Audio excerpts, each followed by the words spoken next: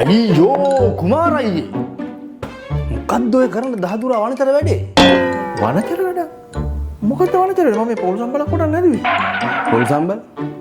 පොල් සම්බල් කෙටව කමන්නේ නැහැ. පොල් සම්බල් කොටන මේ වගේ ප්‍රසිද්ධිය. ඈ? හදිසියෙම කෙල්ලෙක් එක්ක ආවා. මූණු වහකට රෙදි කැලක් තියනවද? විලි ලැජ්ජයිනේ. මේ මොකද්ද බං මේ කතාව? ඇයි පොල් සම්බල් කොටනකොට කෙල්ලොන්ගේ මූණ වහන්නේ? කෙල්ල පොල් සම්බල් කන්නේ නැද්ද? කෙල්ල පොල් සම්බල් කන මගුලක් නෙමෙයිනේ. එහෙනම් ඔය කොටන මගුලක් අර කරුවල කාමරේ ගිහිල්ලා කොටා ගත්තා නම් ඉවරයිනේ. මේ මොකද බං කඩුවර ආවොත් පොල් සම්බල් කොටන්නේ?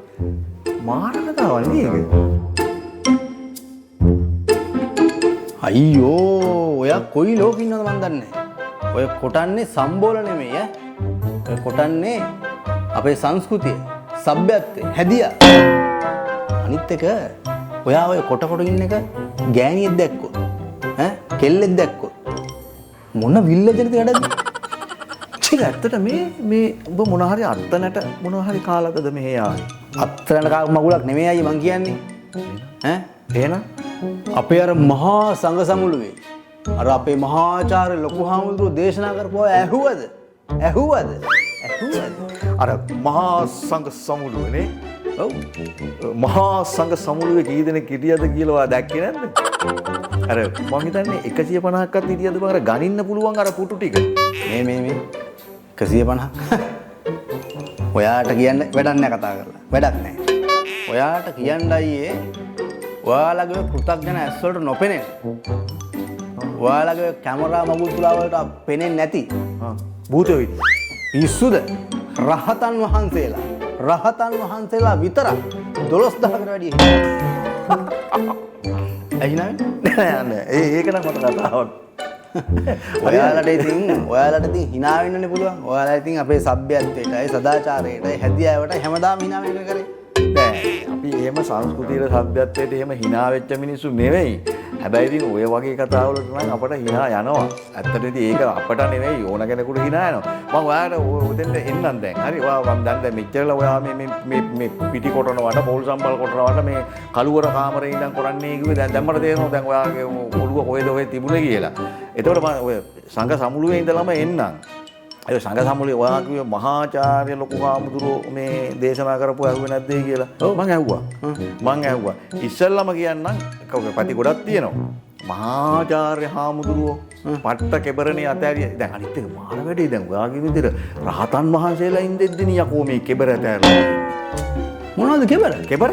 කෙබරේ කියන්නේ යකෝ අර රොබර්ට් නොක්ස්ගේ පොතේ තියෙනවලු මේ අර දුම්රියෙන් මේ ලංකාවට එනකොට මේ ගෑනු මිනිස්සු ගියාලු ඒක බලන්න. එතකොට අර පිස්ටන් වැඩ කරනවා දැකලා ගෑනු රෙද්දෙන් ගෑනු ළමයන්ගේ මූණ වැහුවලු. දැන් ඔබත් ඒකනේ කිව්වේ දැන් මොකක්ද අර කොටනවා දැකලා කෙල්ලෙක් එක්ක ආවනම් වහන රොබර්ට් නොක්ස්ගේ පොතක් තිබ්බනේ. රොබර්ට් නොක්ස්ගේ පොතක් තියෙනවා. රොබර්ට් නොක්ස් එදා හෙලා තිය පොත ගැනනේ කියන්නේ. ඔක මට අදත් මට ගේන්න මතක නැති වුණා පොත. යකෝ රොබර්ට් නොක්ස් මැරිලා අවුරුදු 144කට පස්සේ තමයි ලංකාවට දුම්රිය එන්නේ. නෑ නෙමෙයි ඔව්. ඒක තමයි කියන්නේ දැන් කියන විදිහට රහතන් වහන්සේලාත් ඉඳෙද්දි මේ පච කෙබරණයක් ඔයදලා තියෙන්නේ එතකොට. ඔය මහාචාර්ය හාමුදුරුවෝ යකෝ මහාචාර්ය කෙනෙකුට ගැළපෙන දෙයක්ද කියහන්කෝ කියන්නේ මේ සමාජයක් ඉදිරියේ මහා සංඝ සමුළුවක් ඉදිරියේ ඔහොම කෙබර අතරිනවද කියහන්කෝ. රොබර්ට් නොක්ස් මැරිලත් අවුරුදු 144කට පස්සේ මේ දුම්රිය ඇවිල්ලා තියෙන ලංකාවට. ඒ එකක්. අනිත් පැත්තෙන් මෙන්න මේක පොඩ්ඩක් අහපන්. හරිද? තංගල්ලේ ප්‍රාදේශීය සභාවේ සභාපති මහින්දගේ ගෝලයා අතන තංගල්ලේ හොටෙල් එකේ මට හොටෙල් එකේ මම කැමති නෑ නම කියන්න. නනා පූල් එකේ නනා හිටිය එංගලන්තේ පෙම්මතුන්ජු වල කසාද බැදලත් නෑ. හරිද? කෙල්ලයි කොල්ලයි ලංකාවට ආවේ. උට හිතුණා ඒ කෙල්ල ගන්න. නෑ නෙවෙයි. ගොඩට ආපෙලා අතින් ඇද්දා. සුද්දා ගහන්න ආවා. සුද්දාට ගහලා මැරුවා. සුද්දාට ගහලා මරලා කෙල්ල කාමරෙන් ගිහින් දූෂණය කරේ. එතකොට ඔය සංස්කෘතික සભ્યත්වයට රකින්න ඔය මහාචාර්ය හාමුදුරුවෝ කොහෙද දන්නේ නැහැ හිටියේ. අකුරස්සේ ප්‍රාදේශීය සභාවේ සභාපති. ගෑනු 100ක් දූෂණය කරලා. පාටියක් දැම්මා. 100? ගෑනු 100ක් දූෂණය කරලා ඒකේ පාටියක් තිබ්බ ප්‍රසිද්ධියේ. එතකොට ඔය මහාචාර්ය හාමුදුරුවෝ කොහෙද දන්නේ නැහැ හිටියේ. එතකොට තව අහපන්. හරිද? 88 89 අමුමු කොල්ලෝ කෙල්ලෝ 60000කට වැඩිය මරනකොට විශේෂයෙන් සංඝයා වහන්සේලා දහස් ගාණක් ධර්ම චක්‍රවල කකුල් අතපය ගැට ගහලා කරකවල මැරුවේ. කොහෙද දන්නේ නැහැ මහාචාර්ය හාමුදුරුවෝ හිටියේ. අම්මගේ රෙද්ද. මොනවද බං ඔය කියන්නේ? සංස්කෘතිය සભ્યත්වයේ කොයිද බං? අනිත් එක යකෝ ලංකාවේ හරි වෙන රටක හරි ලිංගික අධ්‍යාපනය දරුවන්ට දෙනවද නැද්ද කියලා අහන්නේ හාමුදුරුව කෙනෙක්ගෙන් නෙවෙයි. හාමුදුරුව මොකටද මේකට අත ගහන්නේ? හාමුදුරුව මොකටද මේකට අත ගහන්නේ? ඒක අහන්න ඕන ඒ අදාළ සෞඛ්‍ය බලධාරීන්ගෙන් අධ්‍යාපන විශේෂඥයෝ ඒකට ඉන්නවා. දැන් රජ කාලේ ඒගොල්ලෝ කියන්නේ හාමුදුරුවන්ගෙන් ඔක්කොම හැවිලා. තව එකෙක් කියන්නේ අර මේ රජ කාලේ රට අරාජික වුණාම හාමුදුරුවන්ට රට බාර දුන්නලු. ඇයි දැනුත් බැරි හැම. දැන් එහෙම බාර දෙන්නේ නැහැ. රට අරාජික වෙන්නෙත් නැහැ කවදාවත්. ඊට පස්සේ ඒ ගෝඨාභය පැනලා දිව්වට මාලිමා ආණ්ඩුව එකෙක්වත් එහෙම පැනලා දුවන්නේ නැහැ රට අරාජික කරලා. ගිහිල්ලා මේ දූපත් වල හැංගෙන්නේ නැහැ මේ නාවික කඳුරු වලයි අතනේ මෙතනයි. ඒවා පිස්සු. එහෙම හිතන් ඇති කට්ටිය. අරාජික වෙනකල් මේ රට අල්ල ගන්න. ඒවට තමයි දැන් ඔය ගේන්නේ. ඔන්න ගෑස් නැහැ, ඔන්න මේව නැහැ, පෙට්‍රෝල් නැහැ. නිකන් බොරු කතා බං. මහා සංඝ සම්මුළුව. කොහෙද බං මහා සංඝ සම්මුළුවේ මොකද්ද කරපු වැඩේ? මෙච්චර මේ අර කොල්ලෝ කෙල්ලෝ 60000ක් මරද්දී කටවහගෙන පැත්තකට වෙලා හිටපු ওই මහාචාර්ය හාමුදුරුවෝ එක වචනයක් කිව්වද ප්‍රේමදාස මහත්තයාට විරුද්ධව ගිහිල්ලා. එතකොට සංඝ සම්මුළුව පැවැත්තුවද? පාත්තන්න තිබුණා. මේ වෙන මහා අපරාධයට විරුද්ධව. ඒ කාලේනේ. ඔව් ඉතින් ඒ කාලේ කරන්න තිබුණා. දැන් ඔය හාමුදුරුවෝ බැලුවා මටත් වැඩි වයසයි නේ. මමත් ඒ කාලේ හිටියා නේද? හාමුදුරුවෝ ඉන්නේ බෑ අනිවාර්යෙන්ම. සංඝ සම්මුළුව පවත්තලා ප්‍රේමදාසට කියන්න තිබුණා විරුද්ධව වෙන්න තිබුණා. සංස්කෘතිය සભ્યත්වය ගැන මොන කතාවද බං? දැන් රජ්ජුරුවෝ අන්තපුරයක් තියන් හිටියා. ඉතින් ගෑනු 400ක් 500ක්. කවුරුවත් ගිහලා හාමුදුරුවෝ ගිහින් කිව්වද රජ්ජුරුවෝ මහා වනචරයේ කුපාඩියෙක් කියලා. ඔබ දන්නවද අන්තපුරයට ගෑනු ගත්තේ කොහොමද කියලා? මේ පත්තරේ දැන්නීමක් දාලා අනබෙර ගහලා කැමති කෙනෙක් එන්නේ කිව්වේ නෑ. හරිද? ඔයාගේ අක්කා වෙන්න පුළුවන්, නංගි වෙන්න පුළුවන්, ඔයාගේ බිරිඳ වෙන්න පුළුවන්. මේ රාජපුරුෂයෝ දෙන්නෙක් එවනවා රජවාසල සේවයට. එච්චරයි. කැමති වුණත් අකමැති වුණොත් බෙල්ලක් කපලා තමයි අරන් යන්නේ. එහෙම නැතුව මේ කැමැති කට්ටිය ඉන්න රජවාසල සේවයට ඒව නෑ. කවුරුවක්වත් කිව්වේ නෑ රජ්ජුරුව වනචරයි උපාඩියෙක් කියලා. හරිද?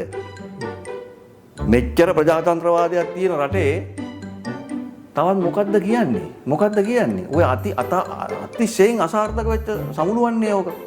අර ලාල්කාන්ත අමතිතුමා ෂෝක් කතාවක් කියලා දුන්නා. හරියට නිකන් බල්බ් එකේ අර ෆිලමන්ට් එක ගහලා ගියා වගේ වුණා. හරියට මේ සංඝ සමුළුව නැත්තම් අර එයා කිව්වා තව ටික කලක් ඔය විදියට නොකර හිටියනම් තව ටිකක් හරි වැජබිලා ඉන්න තිබුණා.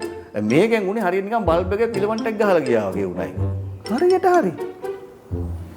අනේ බං බලගේ සංඝ සමුළු යකෝ ඕක සංඝ සමුළුවක් නෙවෙයි. ඔය ඇවිල්ලා දේශපාලන කතන්දරයක්. Tamanට තියෙන වරප්‍රසාද අරවා මේවා අහිමි වුණාම Tamanගේ පන්තියේ එකෙකුට Tamanට උවමනා එකෙකුට බලය ගේන්න දඟලන ප්‍රොජෙක්ට් ගොඩක් තියෙනවා. ඒ ගොඩක් වලින් එකක් තමයි යෝග. එහෙම නැතුව ඕක මේ ආගම ධර්මය බේරගන්න මේ රටේ සංස්කෘතිය සભ્યත්වය බේරගන්න එහෙම අබමල් රේණුවක්වත් අදහසක් තියෙන පිරිසක්වත් සංඝයා වහන්සේලවත් ඔතන හිටියේ නෑ. මේ රටේ හොඳ සංඝයා වහන්සේලා ඉන්නවා. අපි ගරු කරනවා. අපි දොහොත් මුදුන් දීලා වඳිනවා. ඕක ඇවිල්ලා එහෙම එකක් නෙවෙයි. ඔය තමන්ගේ දේශපාලන කඳවුර වෙනුවෙන් කරපු විවිධ ප්‍රොජෙක්ට් තියෙනවා. ඒවයින් එකක් ඔය. මේ සංඝ සමුළුව. ඔව් හරිද? ඒ බං පොඩ්ඩක් කල්පනා කරපන් මේ පිටි කොටන එකයි අරකයි මේකයි දැක්කම මේක මේ ලිංගික මේ මගුල් තුලාවක් වෙනවා. ලෙඩක්ද ඇත්තටම? ලෙඩක්ද මේක? මොකද්ද කියන්නේ මේක? හරි දැන් මෙහෙමනේ. දැන් ඔයා ඔය ඔක්කොම කිව්වනේ හරිනේ. හරිද? රයිට් මම දැන් මට තව ප්‍රශ්නයක් තියෙනවා. මෙහෙමයි. දැන් නම් වෙලාව නැහැ. මට තව වැඩ වගේකටත් යන්න තියෙනවා. ඔය ප්‍රශ්නේ ඊළඟ දවසේ ආපන්කෝ. ඊළඟ දවසේ. හරි. හැබැයි මේ තව එකක්. ඊගාව දවසේ ප්‍රශ්න අහන්න එනකොට ඔයා මේ වංගෙඩියයි මෝල් ගහයි තියාගෙන කොට ඉන්නේ නැතුව සම්බෝලයි පිටි කෙටිල්ලයි ඔක්කොම කරන්නේ නැතුව ඔය මෝල් ගහ කරුවල කාමරේ තියලා ඉන්න. ප්‍රදීප් මේ වංගෙඩියක් මෝල් ගහක් දැක්කම මෙහෙම මිකන් ලිංගික සිතුවිලි පහළ වෙන මෙහෙම කතන්දරයක් නම් තියෙන්නේ අර පාන්සලේ ගාන්ටාරි දැක්කම පාන්සලට එන ගෑනුන්ට මොකවත් හිතෙන්නේ නැද්ද? හාමුදුරුවන්ට මොකවත් හිතෙන්නේ නැද්ද දන්නේ නැහැ නේ.